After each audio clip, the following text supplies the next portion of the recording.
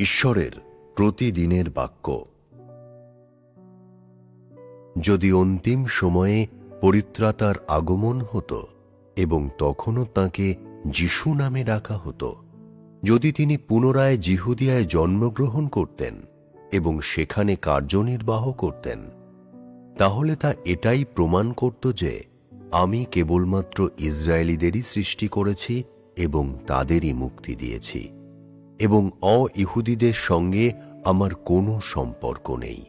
এটা কি আমার বাক্যের বিরোধিতা করত না যে আমি সেই প্রভু যিনি আকাশ ও পৃথিবী এবং সমস্ত কিছু সৃষ্টিকর্তা? আমি জিহুদিয়া পরিত্যাগ করে অ-ইহুদিদের মাঝে আমার কার্য নির্বাহ করি, কারণ আমি শুধুমাত্র ইসরায়েলীদের ঈশ্বর নই, সকল জীবের ঈশ্বর। আমি অন্তিম সময়ে অ-ইহুদিদের মাঝে আবির্ভূত হই, কারণ আমি ইসরায়েলীদের ঈশ্বর জিহোবা নই, বরং আমি অ-ইহুদিদের মধ্যে আমার নির্বাচিত সকলেরও সৃষ্টিকর্তা। আমি শুধুমাত্র ইসরায়েল, মিশর এবং লেবানন ছাড়াও ইসরায়েল অতিক্রম করে সকল অ-ইহুদি দেশ ও জাতি সৃষ্টি করেছি। এই কারণেই আমি সকল জীবের ঈশ্বর। আমি কেবলমাত্র আমার কার্যনির্বাহের সূচনাস্থল হিসাবে ইসরায়েলকে ব্যবহার করেছি, জিহুদিয়া এবং গালিলকে আমার মুক্তি কার্যের কেন্দ্র হিসাবে নিযুক্ত করেছি, এবং এখন আমি অ-ইহুদি দেশগুলিকে এই সমগ্র যুগের অবসান ঘটানোর ভিত্তিস্থল হিসেবে ব্যবহার করি। ইসরায়েলে আমি দুটি পর্যায়ের কার্য সম্পাদন করেছি। এই দুটি পর্যায় হল বিধানের যুগ এবং অনুগ্রহের যুগ, এবং আমি ইসরায়েলের সীমানা অতিক্রম করে বাকি সমস্ত দেশগুলিতে আরও দুটি পর্যায়ে কার্যনির্বাহ করে আসছি, অনুগ্রহের যুগ এবং রাজ্যের যুগ। অ-ইহুদি দেশগুলিতে আমি জয়ের কার্য সম্পাদন করব এবং যুগের অবসান ঘটাব।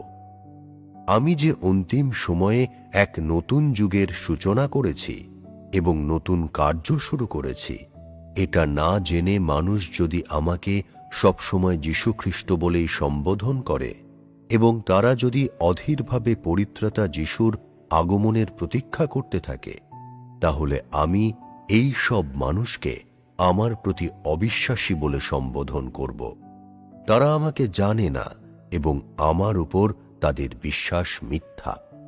এই ধরনের মানুষ কি স্বর্গ থেকে পরিত্রাতা যিশুর আগমন প্রত্যক্ষ করতে পারে?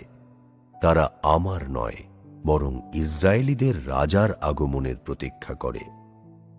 তারা এই অপবিত্র জরাজীর্ণ বিশ্বকে ধ্বংস করার জন্য আমার কাছে আকুল কামনা করে না, বরং পরিবর্তে যিশুর দ্বিতীয়বার আগমনের জন্য অপেক্ষা করে, যাতে তারা মুক্তি পায়। তারা যিশুর মুখাপেক্ষী হয়ে আছে, যাতে তিনি এই কলুষিত ও অন্যায়পরায়ণ ভূমি থেকে সমগ্র মানব জাতিকে আরও একবার মুক্ত করেন। তারা কিভাবে অন্তিম সময়ে আমার কার্য সম্পন্ন করার যোগ্য হয়ে উঠবে? মানুষের আকাঙ্ক্ষা আমার ইচ্ছা পূরণ বা কার্য সম্পন্ন করতে অক্ষম, কারণ মানুষ কেবলমাত্র আমার পূর্বকৃত কার্যকেই প্রশংসা ও লালন করে, এবং তার কোনো ধারণা নেই যে আমি স্বয়ং ঈশ্বর, যিনি সর্বদা নতুন, কখনো পুরনো হন না। মানুষ কেবল জানে যে আমি জিহোবা এবং যিশু, এবং তার কোনো ধারণা নেই যে আমি অন্তিম সময়ের সেই অনন্য একজন, যিনি মানব জাতির অবসান ঘটাবেন। মানুষ শুধুমাত্র যা নিজের চোখে দেখতে পায় এবং অন্তরে ধারণা করতে পারে তাই জানে আর তারই আকাঙ্ক্ষা করে। আমি যে কার্য নির্বাহ করি এটি তার সঙ্গে সঙ্গতিপূর্ণ নয়, বরং তার সাথে অসঙ্গতিপূর্ণ। যদি আমার কার্য মানুষের ধারণা অনুযায়ী পরিচালিত হতো, তাহলে তা কি কখনো শেষ হতো? তাহলে মানবজাতি কখন বিশ্রামের সুযোগ পেত? আর আমি কিভাবে সপ্তম দিনে অর্থাৎ আমার বিশ্রামবারে প্রবেশ করব? আমি আমার নিজের পরিকল্পনা এবং উদ্দেশ্য অনুযায়ী কার্যনির্বাহ করি, মানুষের অভিপ্রায় অনুযায়ী নয়।